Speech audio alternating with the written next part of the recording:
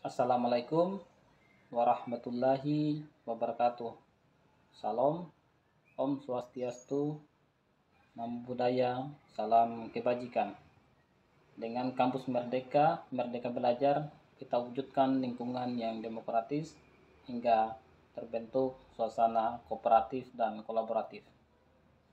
Di kesempatan ini, terlebih dahulu saya akan memperkenalkan diri. Saya Azaz Akbar, dosen program studi pendidikan guru sekolah dasar Fakultas Keguruan dan Ilmu Pendidikan Universitas Muhammadiyah Buton. Izinkan saya untuk mendeskripsikan mata kuliah pengelolaan perpustakaan.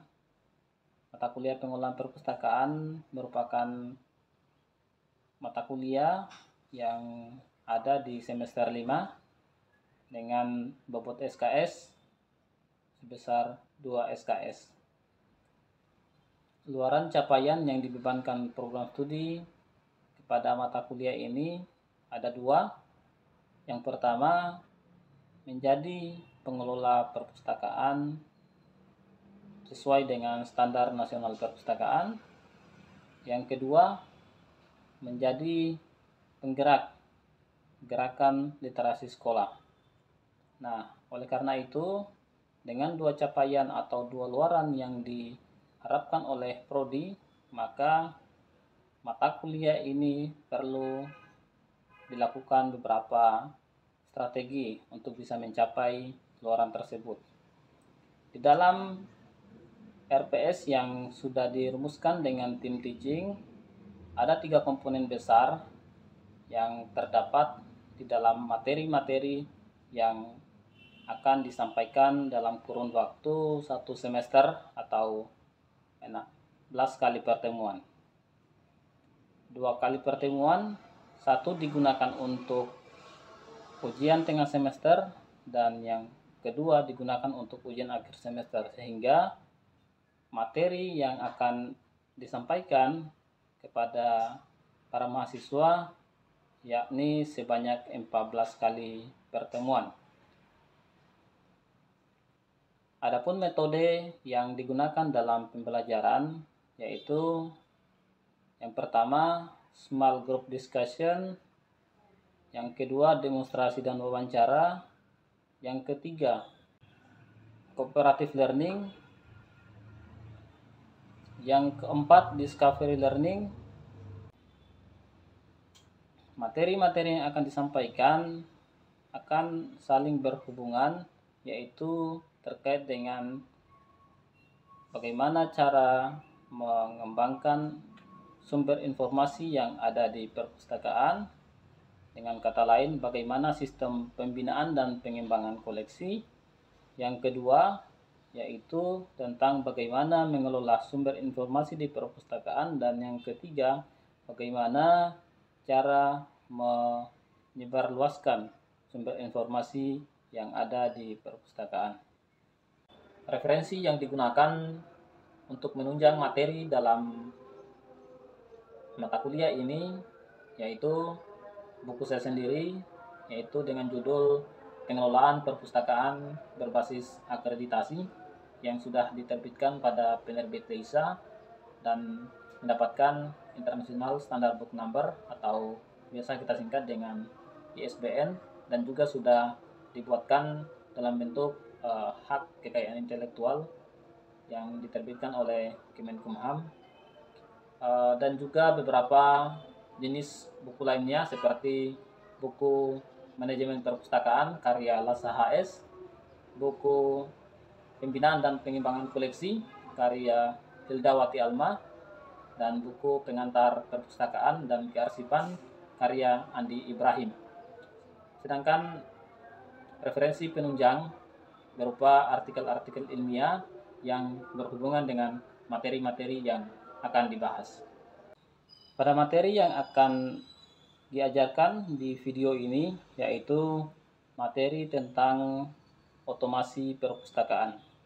Dengan harapan pada materi ini mahasiswa mampu menjadi pengelola perpustakaan yang mengintegrasikan sistem pengelolaan perpustakaan konvensional ke dalam sistem pengelolaan perpustakaan yang terotomasi. Metode yang akan digunakan pada pokok pembahasan tersebut yaitu metode demonstrasi dan tanya jawab.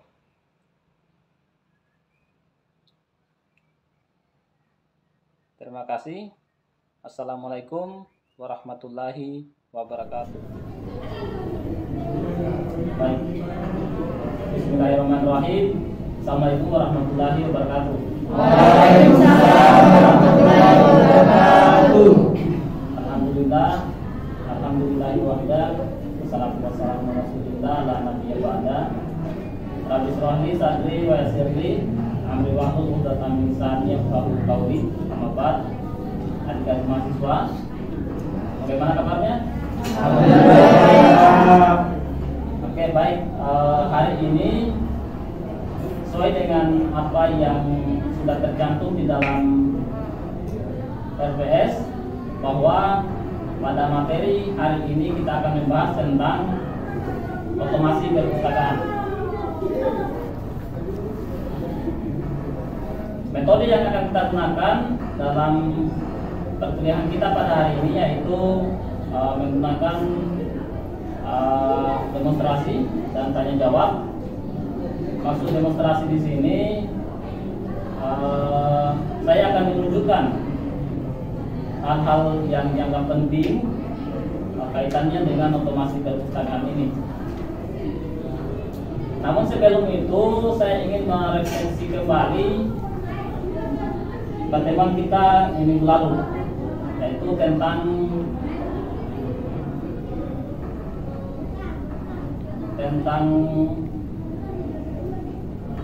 apa pertemuan kita minggu lalu? Oke, tentang literasi informasi. Masih ada yang ingat literasi informasi? Literasi informasi di sekolah dasar, gerakan literasi sekolah. Apa bedanya literasi informasi dan gerakan literasi sekolah? Untuk itu saya ingin mengingatkan kembali terkait dengan materi kita pada minggu lalu. Siapa yang bisa bantu saya berikan definisi tentang literasi informasi? Siapa kira-kira? Saya, Pak. Oke, silakan. Akhirnya. Bismillahirrahmanirrahim. Assalamualaikum warahmatullahi wabarakatuh. Waalaikumsalam warahmatullahi wabarakatuh. Sebelumnya terima kasih, Pak. Saya menjawab dari pertanyaan tadi bahwasanya literasi di kita adalah kemampuan seseorang dalam diri seseorang dalam merumuskan sumber informasi, mengidentifikasi sumber informasi, mengevaluasi sumber informasi, dan membuat informasi. Ya, sekian, Pak. Oke, baik. Bisa berikan aplaus untuk Henry. Ya, jadi poin daripada literasi informasi itu adalah bagaimana kita mempunyai kesadaran dan kemampuan untuk mengidentifikasi sumber informasi yang kita butuhkan. Mampu mengetahui di mana sumber informasi itu berada, mampu mengevaluasi sumber informasi yang relevan, dan bagaimana sumber informasi itu digunakan secara bijaksana. Kira-kira itu poinnya materi kita minggu yang lalu. Oke, pada hari ini tujuan daripada pembelajaran kita terkait dengan materi otomasi perpustakaan berbasis BIM, saya bisa tunjukkan.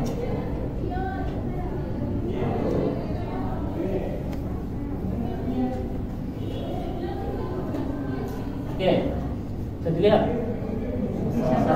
Oke, jadi tujuan pembelajaran kita pada hari ini yaitu yang pertama kita memahami dulu apa itu konsep dalam SLIM. Yang kedua, cara instalasi SLIM, dan yang ketiga mengenal fitur-fitur yang berada di dalam SLIM itu. Itu poin yang akan kita sampaikan pada hari ini. Oke, sebelum itu saya ingin membuat adik-adik merenung tentang otomasi perpustakaan. Posisi adik-adik saat ini adalah seorang guru yang pada saat itu diminta oleh pimpinannya mengelola perpustakaan. Diminta kepala sekolah untuk mengelola perpustakaan dan diminta untuk membuat perpustakaan yang terotomasi. apa yang akan adik-adik sekalian lakukan ketika diminta oleh seorang guru, oleh seorang kepala sekolah? Oke, silakan dipikirkan. Saya tunggu waktunya, saya berikan waktu selama 10 menit. Pikirkan saja, 10 detik. Pikirkan kira-kira apa yang akan dipersiapkan adik-adik sekalian ketika menjadi seorang guru dan diminta untuk membangun perangkat otomasi perpustakaan. Hal apa yang pertama kali dilakukan dan hal apa yang akan dilakukan dalam membangun otomasi perpustakaan? Oke, silakan dipikirkan.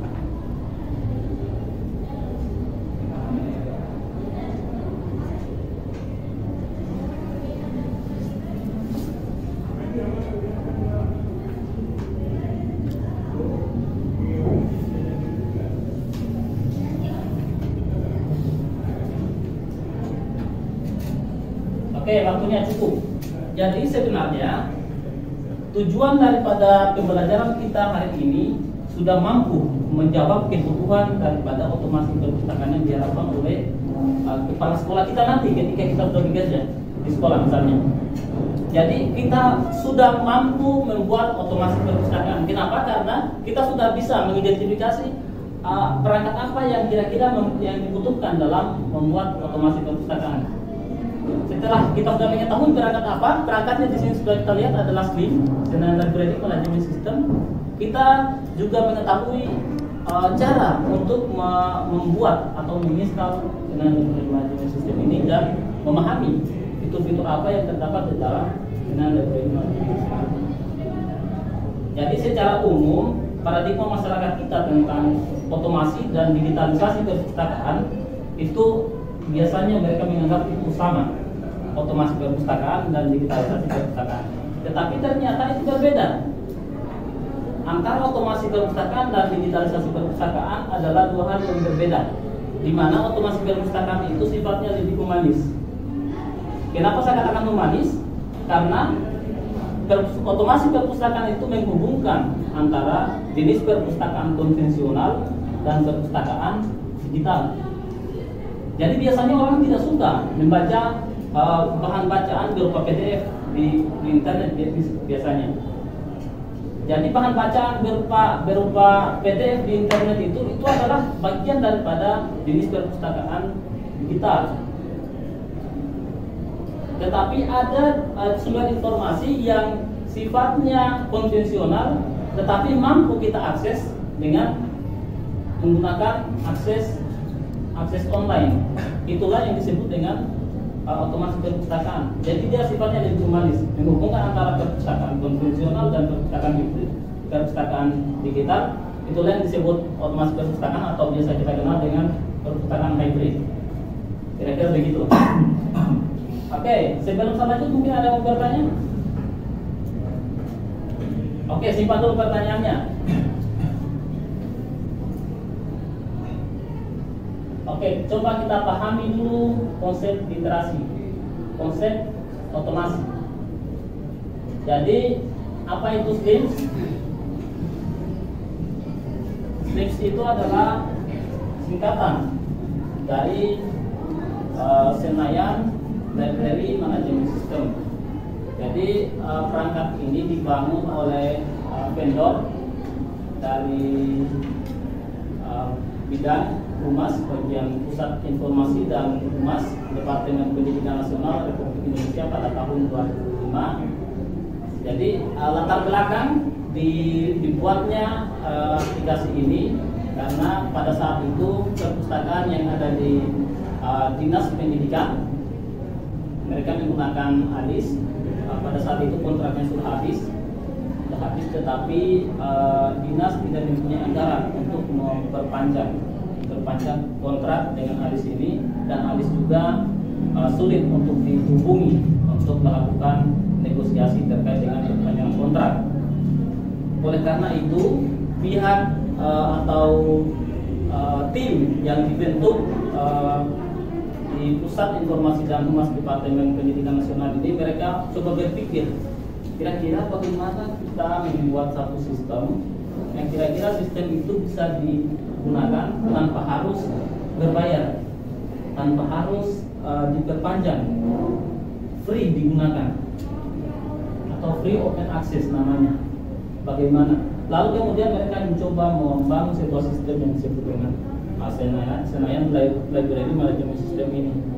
Jadi Senayan Library Management System ini atau SLIMS kita bisa peroleh secara gratis dengan kira-kira begitu. Lalu bagaimana langkah-langkah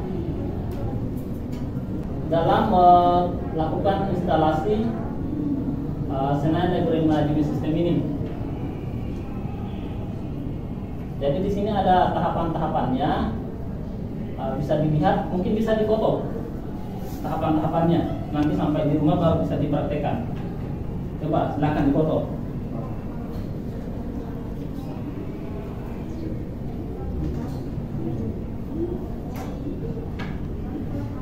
Ya, jadi sudah ya. Oke, jadi setelah kita sudah memiliki softwarenya, maka kita akan melakukan instalasi.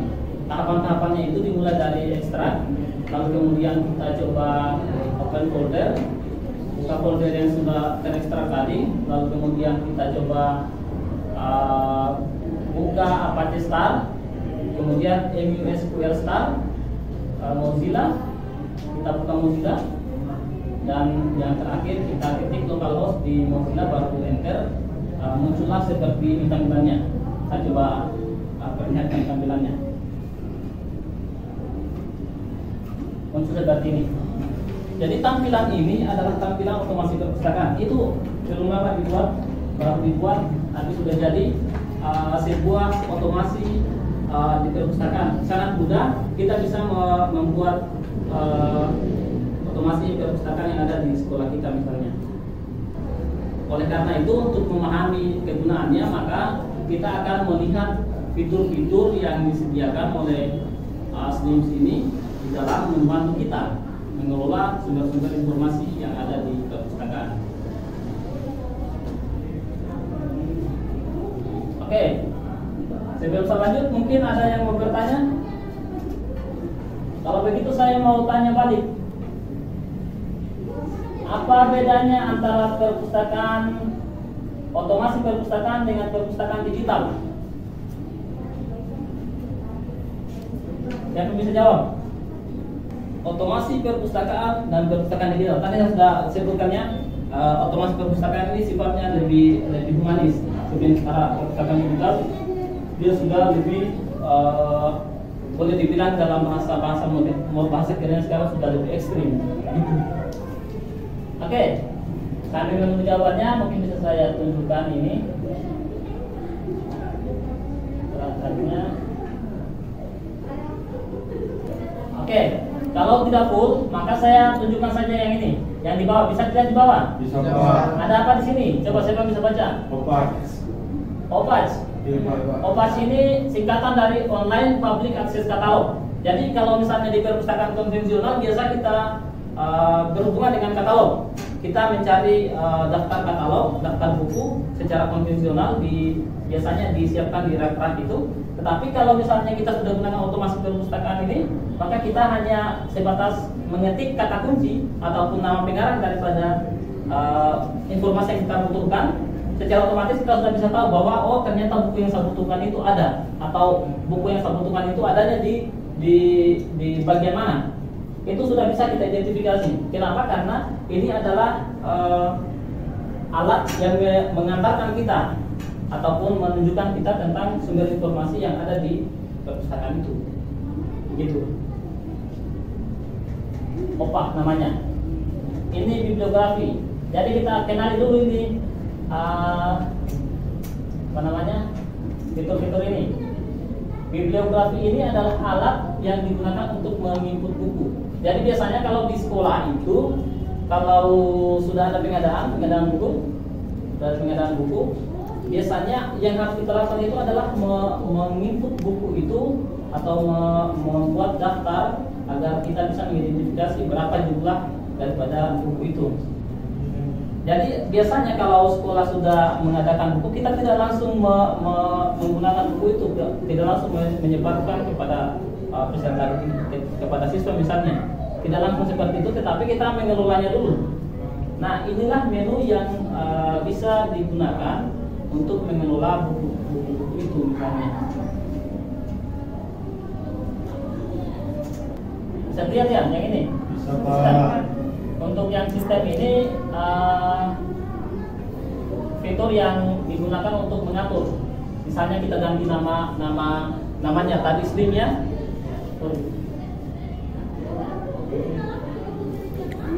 Ini otomatis namanya belum berubah, masih open source library management system. Tetapi kalau misalnya kita mau coba rubah nama, jadi misalnya perpustakaan SD berapa? Siapa yang sudah magang? Magang 2, magang 1. Magang satunya dulu di mana? SD berapa? Nah, kita tinggal mengetik SD Negeri 1 Bosowa di menu ini tadi. Menu mana tadi? Sistem.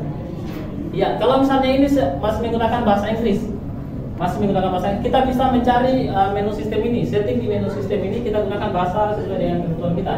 Hanya di sini tidak bahasa Bosowa, hanya bahasa Indonesia dan bahasa lain. Kira-kira begitu, ya. Nah, intinya yang harus dipahamkan bahwa di dalam proses pengelolaan perpustakaan itu hanya tiga hal yang harus kita perhatikan. Yang pertama adalah bagaimana cara kita mengadakan sumber informasi, mengembangkan sumber informasi. Dalam hal ini dengan cara apa? Kita melakukan pembelian kah, atau meminjam ke orang lain, atau melakukan hibah misalnya, melakukan hibah dari pihak ketiga misalnya. Itu yang pertama, pengadaan sumber informasi. Yang kedua adalah pengelolaan sumber informasi, dan yang ketiga adalah menggunakan informasi kepada siswa atau kepada guru. Nah, menu yang biasa berhubungan dengan transaksi antara buku dengan para pengguna itu adalah menu sirkulasi namanya. Yang ini bisa dilihat di atas mungkin. Bisa. Sini ya. Ya. Ya, Pak. Kalau di rumah adik-adik sekalian itu ada ventilasi. Ada, Pak. Ventilasi itu tempat keluarnya angin dengan masuknya angin. Ya. Sama juga yang sirkulasi, kurang lebih sama. Tempat keluarnya buku dengan masuknya buku. Orang pinjam buku lewat sirkulasi, orang mengembalikan buku lewat sirkulasi juga. Begitu. Dan ini jika kita menggunakan sistem otomasi ini, lebih memudahkan kita sebagai pengelola perpustakaan di dalam memberikan laporan kepada pimpinan kita atau kepada siapa saja yang membutuhkan data terkait dengan perkembangan perpustakaan. Misalnya seberapa banyak pengunjung yang sudah menggunakan perpustakaan yang kita kelola, atau misalnya seberapa banyak koleksi yang seberapa banyak koleksi yang digunakan oleh pengguna. Itu bisa dideteksi dengan menggunakan sistem ini. Itu namanya. Intinya adik-adik mudahlah sekarang untuk membangun otomasi itu. Jangan bangun otomasi. Cara memancing saja sekarang sudah bisa kita akses di internet. Buka Google, kemudian buka ketik YouTube, kemudian lihat channelnya Dayang Lala. Lihat channelnya Dayang Lala itu semua ada cara-cara memancing di situ. Iya, Pak. Hah? Pak. Dayang Lala tadi bawa? Iya, Pak. Ya, cara-cara memancing. Jadi poin yang ingin saya sampaikan tentang itu bahwa apapun itu bisa kita lakukan, karena sudah banyak sekarang sumber informasi yang bisa kita gunakan di dalam mengembangkan kreativitas kita. Tinggal bagaimana kita menggunakan informasi itu. Tidak ada pertanyaan? Saya, Pak. Oke, silakan. Pertanyaannya jangan sulit-sulit, karena kalau sulit saya lemparkan ke teman-teman. Oke, silakan hari ini. Oke, Pak, makasih, Pak. Saya ingin bertanya, apakah di kampus ini misalnya sudah ada sistem estimasi? Oke. Ya, jadi sistem otomasi perpustakaan di Universitas Muhammadiyah itu sudah ada. Untuk menggunakan otomasi ini kan selain kita menginstal, kemudian mengupload buku, mengisi buku di sini, ada lagi satu tugas yang harus kita lakukan. Apa itu? Membership. Kita harus mengkonekkan antara keanggotaan. Jadi katakanlah misalnya saya kasih perbandingan di sekolah dasar misalnya tadi SD 1 Bosowa ya. SD 1 Bosowa itu ada siswa ini mau menggunakan informasi yang ada di perpustakaan, mau meminjam buku, apakah hanya begitu saja langsung dipinjamkan? Kan tidak, tentu melalui prosedur tertentu. Prosedurnya itu adalah membuatkan kartu anggota. Kenapa? Karena jangan sampai setelah buku itu sudah diambil, dikeluarkan dari perpustakaan, siswanya hilang. Siapa yang mau tanggung jawab? Nah, oleh karena itu memang sistem ini selain menginput sumber-sumber informasi juga menginput keanggotaan untuk bisa disinkronkan dalam proses pelayanan nanti, kan begitu. Intinya ini semua lengkap. Ini reporting ada, reporting ini di pelaporan misalnya. Itulah salah satu alat untuk kebijakan dalam mengembangkan koleksi. Misalnya, oh ternyata buku ini paling sering dipinjam dan paling sering dipesan. Maka kita bisa memikirkan, oh ternyata harus ditambah lagi buku ini. Oh buku ini sama sekali tidak digunakan, tidak pernah dipinjam buku ini. Berarti itu adalah dasar kita untuk melakukan pengadaan koleksi dengan pertimbangan bahwa buku ini tidak perlu lagi kita adakan karena belum dibutuhkan oleh pengguna kita. Jadi proses yang harus dilakukan terlebih dahulu adalah menginput ini ya, bisa diperhatikannya. Oke, ini ceritanya adalah bukunya. Jadi kita tambah di sini bukunya, buku yang akan kita kelola. Misalnya masukkan satu-satu di sini. Ada 8 indensi yang paling penting di sini. Indensinya itu ada pengarang, detail ini ya pengarang, ada edisi yang paling penting, ada item ini,